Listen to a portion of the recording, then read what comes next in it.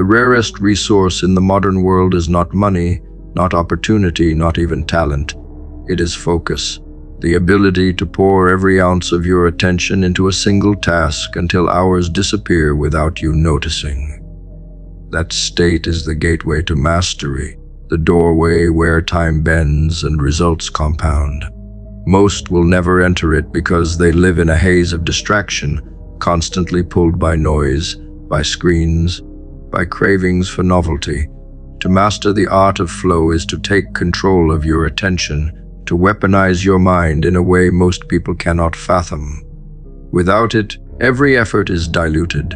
With it, every effort becomes a storm. Flow is not magic, it is designed. It is built from intention and discipline. The state reveals itself when challenge meets capability. Too easy and your mind drifts. Too hard and your mind resists. The sweet spot between the two is where you vanish into the work. You forget yourself because you become the work. This is where mastery is born. Writers call it inspiration, athletes call it rhythm, monks call it presence. The name does not matter. What matters is that when you enter, you create 10 times more than the distracted masses. To reach this state, you must strip away noise. The brain cannot dive deep when pulled in 100 directions. Constant notification, endless scrolling, shallow conversations, they scatter your focus like glass shattered on the floor. Flow demands wholeness. You must create silence, remove distractions, and build rituals that signal your mind to enter the arena. This is not about perfection. It is about building an environment where your attention is impossible to steal. The moment you take control of your environment, you take control of your productivity. The body is a tool for entering this state. Movement primes the brain. Breath sharpens the nervous system. Nutrition fuels clarity.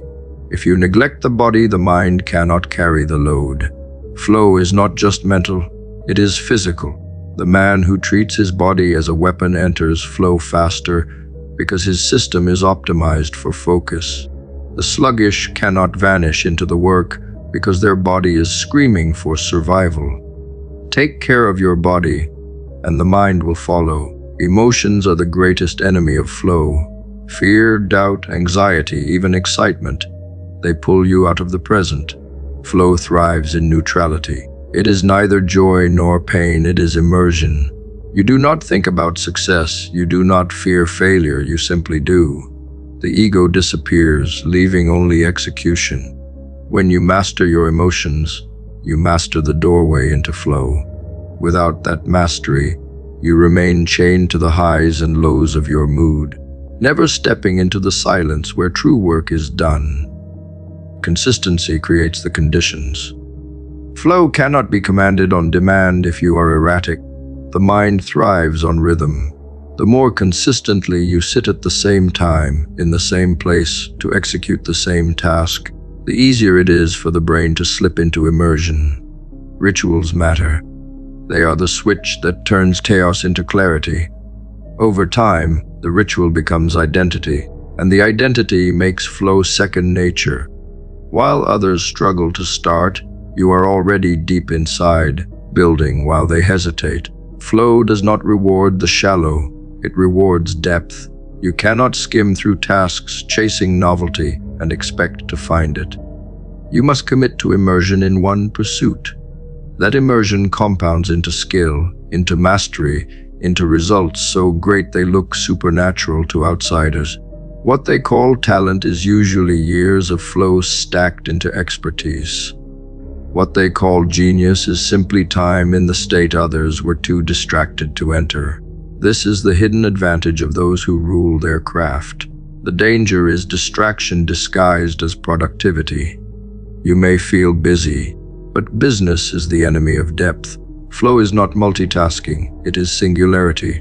To master it, you must kill the urge to do everything and embrace the discipline of doing one thing completely. In this way, flow becomes a philosophy of life, not just a state of work. It teaches you to live fully present, whether in your craft, your relationships, or your growth. That presence is what gives your life weight and clarity. Flow state reveals who you are without resistance. It is pure alignment between intention and execution. You stop pretending, stop negotiating, stop delaying. You simply do. In that doing, you realize how much of your potential has been buried under distraction and hesitation. Flow is not about forcing. It is about allowing yourself to step into the rhythm that has always been available. The more you practice, the more natural it becomes until it defines you. Then your work, your life, your legacy all begin to carry the gravity of someone who has mastered focus.